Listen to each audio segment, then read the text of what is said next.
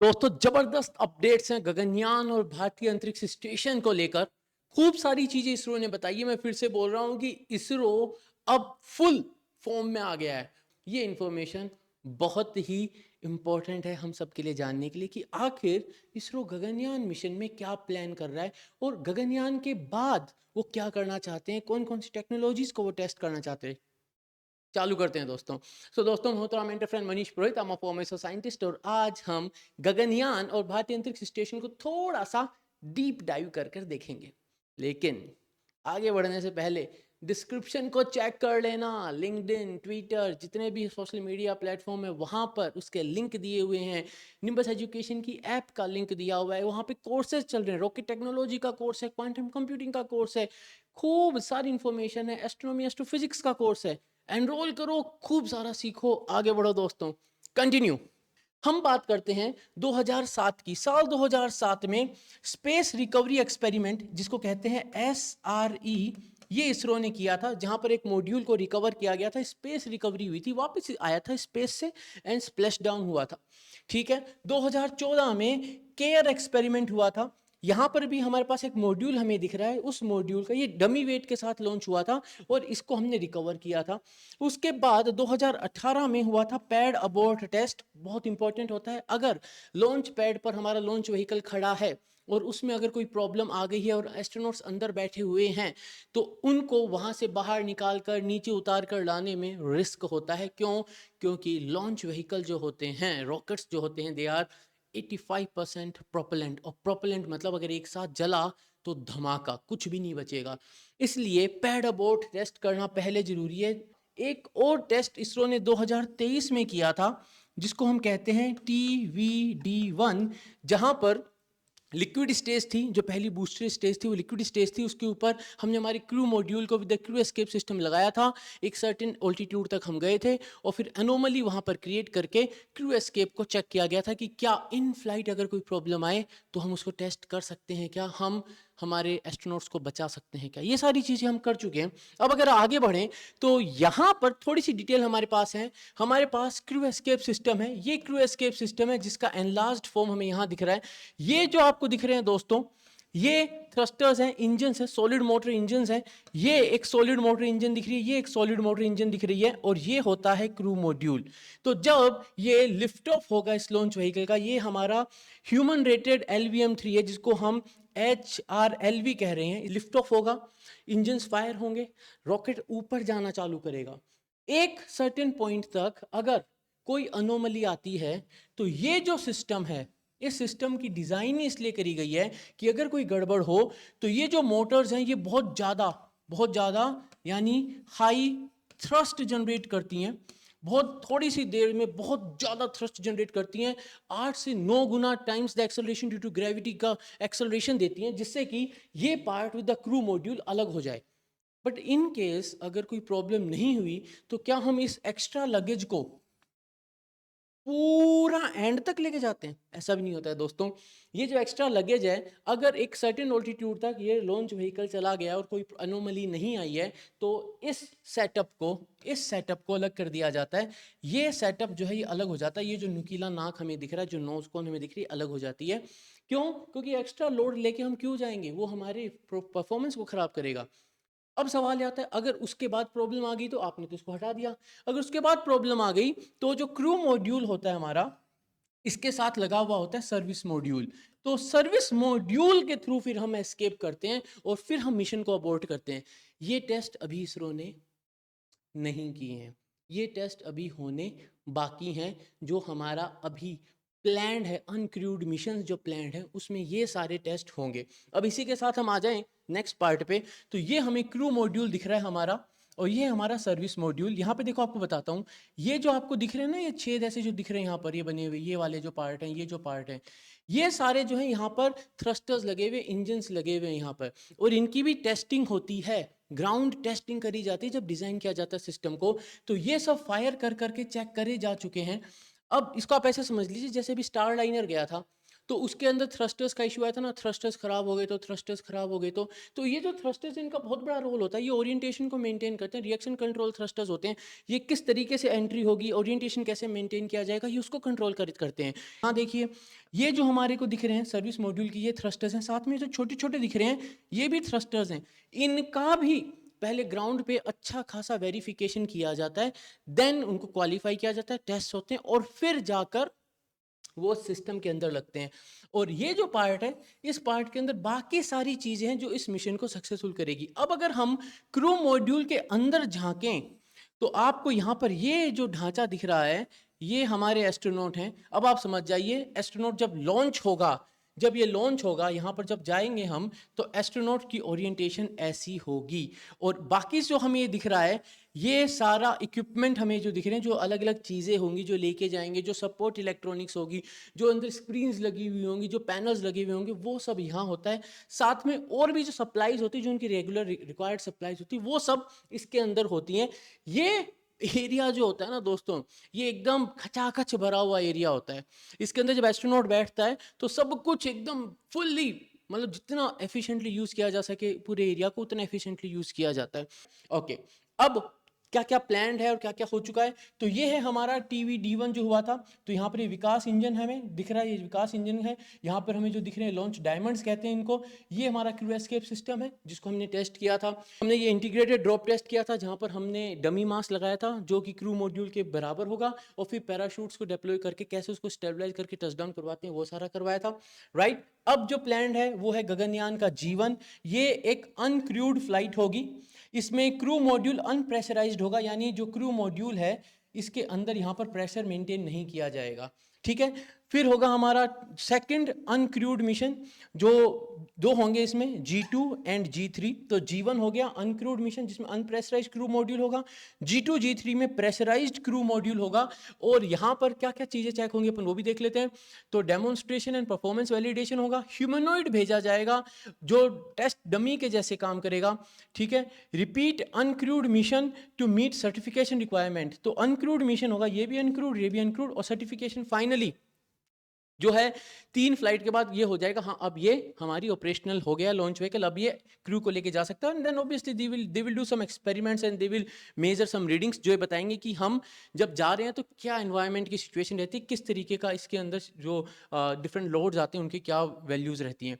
Then we will have Gaganyaan H1, जहां पर हमारे एस्ट्रोनॉट्स फ्लाई करेंगे। ये प्रेशराइज्ड क्रू मॉड्यूल होगा। तो मतलब अभी हम क्या देखेंगे, हम देखेंगे G1, G2, G3, ये 3 टेस्ट हो जाएंगे। उसके बाद फिर फाइनली हमारे एस्ट्रोनॉट्स फ्लाई करेंगे। इसके आगे का भी प्लान है दोस्तों, बस इतना ही प्लान नहीं, इसके आगे का भी प्लान है। इसके आगे का जो प्लान है, देखो यहाँ पे फेज 1 फेज 2 दिख रहा है ना, उसमें भी और भी प्लान है। प्लान क्या है कि एक बार हमने जब इसको अचीव कर लिया, हमने एक बार जब हमारे क्रू को लॉन्च कर दिया, भेजना है और फिर वापस लेके आना, ये मेन चीज हमको डेमोन्स्ट्रेट करनी है, क्योंकि हमने आज तक करी नहीं है।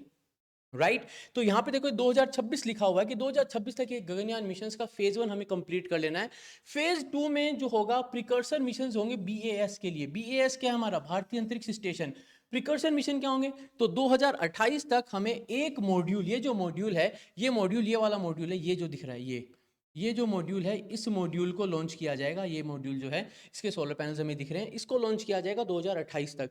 इस मॉड्यूल को लॉन्च करने से पहले भी कुछ और प्लान है, सीधा इसको लॉन्च नहीं किया जाएगा। तो जो प्रिकर्सर हैं, यानी इस मेन ऑपरेशनल BAS से पहले हम क्या क्या करेंगे उसको अपन देखते हैं। ठीक है, और फिर मून पे हमें जाना है, ये तो बाकी सारी चीजें, लेकिन अब ये देखते हैं यहाँ पे क्या। हम पहले एक और मिशन भेजेंगे, क्रूड मिशन होगा H2। H1 हो गया, फिर H2 होगा, जिसके अंदर फिर से हम मल्टी क्रू मिशन भेजेंगे मैक्सिमम 3 दिन के ड्यूरेशन के लिए। लाइफ सपोर्ट सिस्टम होगा with full complements, complete setup होगा तब तक। अब देखो यहाँ पे एक और बात आपको समझनी पड़ेगी, अभी कुछ चीजें हम बाहर से यूज कर रहे हैं, फिर हम उनको इंडिजिनसली डेवलप करेंगे, इंडिजिनसली डेवलप करके फिर हम उनको यहाँ पे टेस्ट करेंगे।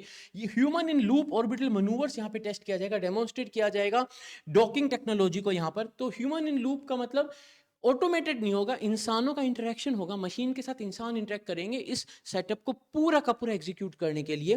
And indigenous internal vehicular activity suit होगा, यानी अभी हम जो सूट यूज करने वाले हैं, शायद H1 तक जो सूट होंगे वो सूट हमारे नहीं होंगे, लेकिन H2 जो फ्लाइट होगी उसके अंदर जो सूट होंगे वो हमारे खुद के इंडिया के बनाए हुए सूट होंगे। जिनको एस्ट्रोनॉट्स इंटरनल व्हीकुलर एक्टिविटी के लिए पहनेंगे, यानी स्पेस में जाने के बाद वो उन सूट्स को पहनेंगे, वो हमारे सूट्स होंगे। अभी हो सकता है H1 तक शायद हम दूसरे इंपोर्ट करें बाहर के देशों से और वो सूट्स हम पहने। फिर स्पेस डॉकिंग मिशन होगा G4, G1 G2 G3 हुआ, फिर H1 हुआ, H2 हुआ, अब G4 होगा। G4 में प्रोबेबली इंटरनेशनल स्पेस स्टेशन पे डॉकिंग होगी, अनक्रूड डॉकिंग होगी, यानी यहाँ पे एस्ट्रोनॉट्स नहीं जाएंगे, खाली हमारा गगनयान मॉड्यूल जाएगा और इंटरनेशनल स्पेस स्टेशन से डॉक करेगा। हम क्या डेमोन्स्ट्रेट करेंगे? Autonomous rendezvous and docking mission होगा, यानी यहाँ पे हम बताएंगे कि हमारा जो क्रू मॉड्यूल है वो अपने आप जाकर, अगर सामने कोई स्पेस स्टेशन है तो उसके डॉकिंग पोर्ट पे अपने आप जाकर डॉकिंग कर सकता है विदाउट एनी ह्यूमन इंटरवेंशन, वो ये सब ऑटोमेटिकली कर सकता है, ये डेमोन्स्ट्रेट किया जाएगा।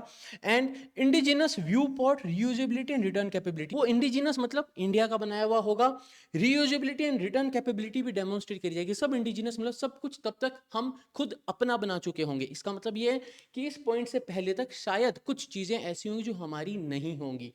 फाइन। फिर BAS का पहला जो मॉड्यूल है उसको लॉन्च किया जाएगा, ये जो मॉड्यूल है इसको लॉन्च किया जाएगा, we will launch this module.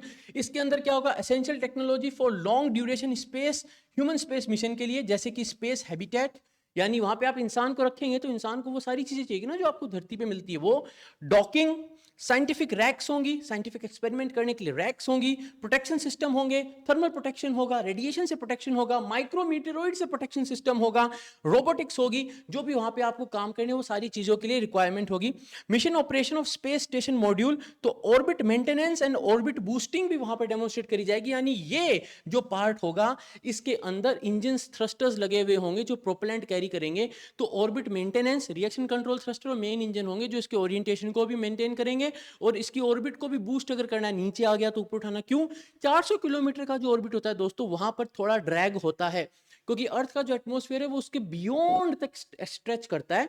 हाँ, थोड़ा कमजोर होता है, थोड़ा सा डाइल्यूटेड फॉर्म में होता है, डेंसिटी कम होती है, बट देन ड्रैग जरूर होता है जिसके चलते ऑर्बिट का लॉस होता है। तो ऑर्बिट लॉस जो होता है तो उसके लिए ऑर्बिट बूस्टिंग की जरूरत पड़ती है। एंड क्रूड हैबिटेट सिस्टम के ऑपरेशंस को वैलिडेट करने के लिए भी वहां पर हम करेंगे इस पार्ट में, जब ये लॉन्च किया जाएगा BAS-1, इसके अंदर कोई इंसान नहीं जाने वाला है। फिर होगा डॉकिंग टू BAS-1, तो अब फिर हम प्रूव करेंगे कि हमारा मॉड्यूल है, यहां पर तो इंटरनेशनल स्पेस स्टेशन से हम डॉकिंग को परफॉर्म कर रहे थे, अब हम प्रूव करेंगे कि हमारा मॉड्यूल है और उस मॉड्यूल से हमारा क्रू मॉड्यूल जाके डॉक करेगा। कार्गो ट्रांसफर होगा, रोबोटिक कार्गो ट्रांसफर होगा, यानी फिर से कोई इंसान जाके कार्गो ट्रांसफर नहीं कर रहा है, रोबोटिक कार्गो ट्रांसफर होगा। ऑटोनोमस यानी कोई इंसान इन्वॉल्व नहीं होगा। रिफ्यूलिंग डेमोन्स्ट्रेशन होगा BAS मॉड्यूल का, मतलब जब ये जाकर डॉक करेगा इसके साथ, ये सिचुएशन जब हो रही होगी तो ये एक्स्ट्रा फ्यूल कैरी करेगा, कार्गो में फ्यूल भी होगा और उस फ्यूल से इसको रिफ्यूल किया जाएगा, इसके अंदर जो है उसके अंदर टैंक्स के अंदर फ्यूल को रिफ्यूल किया जाएगा। Orbit boosting operations using orbital module, और इसकी मदद से डेमोन्स्ट्रेट किया जाएगा कि अगर इसके ऑर्बिट को बढ़ाना और घटाना हो तो हम वो भी कर सकते हैं। तो ऑर्बिट को बूस्ट अगर करना है, अब देखो यहां पे समझना पड़ेगा आपको दोस्तों, तो ये मेरा BAS-1 है। BAS-1 जो है इसने क्या क्या डेमोन्स्ट्रेट कर दिया? इसने सब डेमोन्स्ट्रेट कर दिया कि ये अपनी ऑर्बिट को बूस्ट कर सकता है, इसके अंदर प्रोपेलेंट है, सब कर दिया। फिर हमारा जो ऑर्बिटल मॉड्यूल है वो जाएगा, ऑर्बिटल मॉड्यूल फिर से इसको रिफ्यूलिंग वाली टेक्नोलॉजी को करेगा, ऑटोनोमस डॉकिंग दिखाएगा, रोबोटिक कार्गो ट्रांसफर दिखाएगा, और अब इसकी मदद से हम इसके इंजन्स को फायर करके हम इसकी ऑर्बिट को चेंज करके देखेंगे कि हम चेंज कर पा रहे हैं क्या। ठीक है, तो यहां पे देखो ऑन ऑर्बिट रिफ्यूलिंग होगी, रोबोटिक सपोर्ट एलिमेंट्स होंगे, माइक्रोमीटर्ड प्रोटेक्शन सिस्टम होगा, स्पेस हैबिटेट डिजाइन होगा, रेडिएशन मॉनिटरिंग एंड प्रोटेक्शन होगा, मिशन ऑपरेशन मैनेजमेंट होगा, एक्सपेरिमेंटल रैक्स होगी, रोंडेवू एंड डॉकिंग होगी, तो ऑटोनोमस भी होगी, ह्यूमन इन लूप भी होगी, यानी एक बार हम ऑटोनोमस करेंगे and then human in loop भी हम डेमोन्स्ट्रेट करेंगे इसके अंदर। राइट, अब थोड़ा पीछे आ जाते हैं, तो हम बात कर रहे थे, अब इस पार्ट की बात करते हैं। तो ये देखो, तो हमारे पास human transport to LEO and safe return हो गया जब हमने गगनयान किया। अब हम ह्यूमन हैबिटेशन इन लियो करें, लोअर ऑर्बिट में, यानी हमने पहले डेमोन्स्ट्रेट किया गगनयान से कि हम इंसान को लोअर ऑर्बिट तक भेज सकते हैं, भेज के वापस ला सकते हैं। अब हम डेमोन्स्ट्रेट करेंगे हम उसको वहां पे रख भी सकते हैं। अब उसके लिए हमें क्या क्या चीज चाहिए, ये देखो। तो अभी गगनयान के अंदर शॉर्ट ड्यूरेशन ECLSS होगा, ये नॉन रीजनरेटिव होगा, यानी ये जो होगा ये ऐसा होगा कि रिसोर्सेज ज़मीन से भेजे जाएंगे, नाइट्रोजन ऑक्सीजन जो भी ज़मीन से भेजे जाएंगे, जो भी रिसोर्सेज अवेलेबल हैं और जो भी ज़रूरत है, और वो वापस रीजनरेट नहीं होंगे ऑर्बिट में, वो कंज्यूम करे जाएंगे बस ऑर्बिट के अंदर जब रहेंगे हम। ठीक है, तो शॉर्ट ड्यूरेशन मिशन के लिए वो होगा। ठीक है, एस्ट्रोनॉट सिलेक्शन एंड ट्रेनिंग तो सबसे इंटीग्रल पार्ट है, नहीं तो भेजेंगे कौन से एस्ट्रोनॉट को। इंटीग्रेटेड व्हीकल हेल्थ मैनेजमेंट होगा, जैसे मैंने बताया कि बस इतना ही नहीं है कि लॉन्च के टाइम पे ही यहां पर भी उसको चेक किया जाएगा। ह्यूमन रेटिंग सर्टिफिकेशन होगा, crude orbital re entry mission होगा, डिसल्ट्रेशन सिस्टम्स होंगे वापस आने के लिए, वही पैराशूट का खुलना और जो टच डाउन होना, वो सारी चीज यहाँ पे चेक होगी। ठीक है, और ह्यूमन सेंट्रिक सिस्टम होगा, crew seat, space, food, medical kit, everything will B first checked in Gaganyaan mission, and then we will move towards the BAS1, और BAS1 के बाद then we will have 1 2 3 4 5 such modules, और हमारा पूरा भारतीय अंतरिक्ष station जो है स्पेस में इन ऑर्बिट मिलेगा। ओके, अब अपन आ जाते हैं हमारे क्रूड मिशन पे जो H2 होगा। H1 मिशन में तो हमने एस्ट्रोनॉट्स को भेजा और वापस आ गए। H2 में क्या होगा? H2 के अंदर इंसानों का इन्वॉल्वमेंट भी होगा ऑर्बिटल मनूवर्स में। उससे पहले सब सब ऑटोमेटेड होगा, मतलब हम इंसान को भेज रहे हैं और सब ऑटोमेटिक होगा, पहले से फेड होगा सिस्टम के अंदर, and then they will re enter. ठीक है, मल्टी क्रू होगा, मैक्स ड्यूरेशन तक जितनी कैपेबिलिटी है, जितनी देर तक रह सकते उतने देर तक रहेंगे, और यहाँ पर इंडिया के बनाए हुए इंडिजिनस IVA सूट्स यूज करे जाएंगे, यानी इससे पहले तक जो सूट्स होंगे वो हमारे बनाए हुए नहीं होंगे। ठीक है, H1 जैसा ही होगा, resource for multi crew and max mission duration होगी, इंडिजिनस IV सूट होगा। ये होगा हमारा H2, यानी जो दूसरा जाएगा, G1 G2 G3 H1 के बाद जो जाएगा। ठीक है, तो ये मिशन ऑब्जेक्टिव वो जनरल बात है। देखो यहाँ पे क्या होगा, environmental control and life support system जो होगा उसका परफॉर्मेंस वैलिडेशन होगा, personal hygiene and waste management system जो है उसका वैलिडेशन होगा। यानी ये जो होगा ना, ये वो होगा जो हमारा है, जो हम डेवलप करेंगे ECLSS, ये उसका होगा।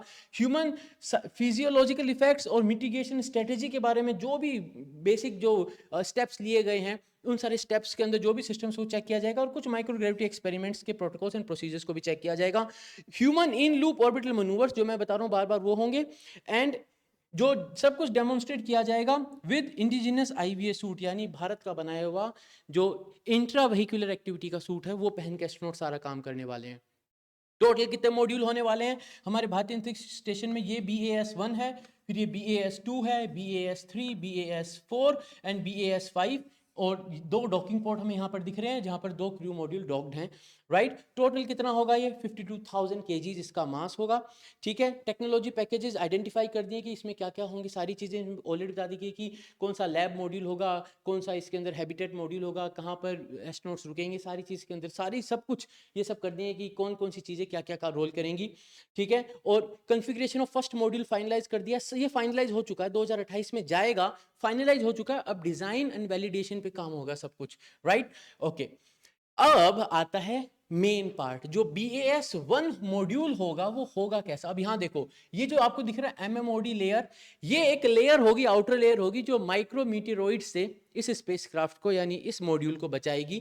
ठीक है, यहां पर हमें जो दिख रहा है ये ऑपरेशंस एरिया दिख रहा है, ये डॉकिंग पोर्ट दिख रहे हैं, ये इंटरनल हैच दिख रहा है, यानी यहां पर आकर तो क्रू मॉड्यूल डॉक होगा। यहां पर डॉक होने के बाद फिर जब ये दोनों मेट करके एक सिंगल सिस्टम बन जाएंगे तब ये हैच खुलेगा, जिससे कि यहां से यहां का जो मूवमेंट है उसमें स्पेस का वैक्यूम और स्पेस का जो टेम्परेचर और जो प्रॉब्लम है वो परेशानी न करे। तो ये हैच है और ये डॉकिंग पोर्ट है। ठीक है, यहाँ पे हमें बैटरीज वगैरह दिख रही है पावर करने के लिए, इसमें सोलर पैनल्स भी होंगे जो कि खुले हुए होंगे, जो पावर जनरेट करेंगे। यहाँ पर रेडिएटर दिख रहा है, ये रहे RCS इंजन्स, और ये उनके प्रोपेलेंट टैंक्स।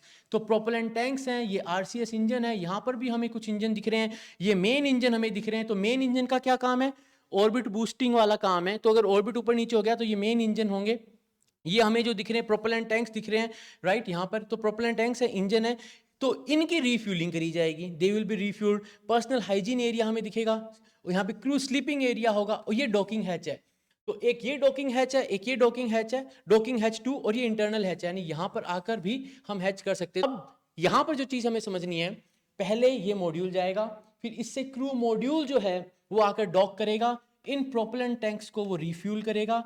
पहले तो ये खुद डेमोन्स्ट्रेट करेगा ऑर्बिट के अंदर अपने ओरिएंटेशन को मेंटेन करने का और ऑर्बिट की बूस्टिंग का, अगर ऊपर नीचे हुआ ऑर्बिट तो। उसके बाद ये सारा डेमोन्स्ट्रेट किया जाएगा इन दिस कॉन्फ़िगरेशन।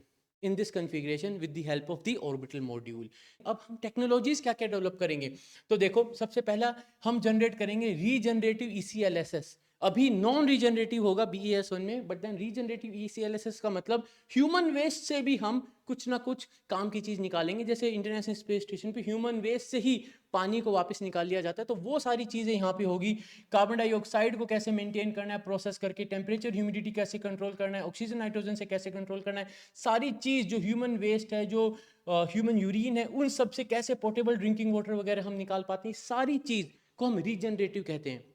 अभी जो हम भेजेंगे वो नॉन रीजनरेटिव होगा, ठीक है। फिर हम खुद का जो है रॉन्डेवू एंड डॉकिंग सिस्टम बनाएंगे, जहां पर जो क्रू मॉड्यूल है वो जाकर डॉक कर सके। स्पेस सूट होंगे हमारे, पहले होगा इंट्रा व्हीक्यूलर एक्टिविटी के लिए, फिर होगा एक्स्ट्रा व्हीक्यूलर एक्टिविटी के लिए। A long way to go, क्योंकि वो हमें खुद बनाना पड़ेगा इंडिजीनियसली, अभी हमारे पास नहीं है। देन ये वाला जो पार्ट है माइक्रो मीटेराइट्स एंड ऑर्बिटल डेब्री से बचाने के लिए एक शील्ड जो है, डायनामिक शील्ड जो है, जो पूरे मॉड्यूल को सेव करेगी।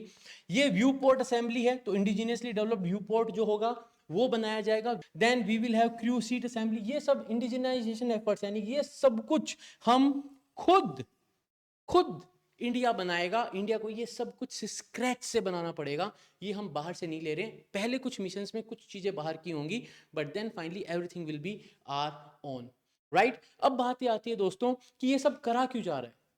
तो देखो, जो इंटरनेशनल स्पेस स्टेशन है या जो चाइना का टाइंगोंग है, अभी तक 3000 से ज़्यादा एक्सपेरिमेंट कर चुके हैं, और काफ़ी उसके एरियाज, जो फोकस एरिया, काफ़ी फायदे रहते हैं। जैसे human health and disease research, यानी बायोलॉजी वाला जो पार्ट रहता है सबसे इंपॉर्टेंट रहता है।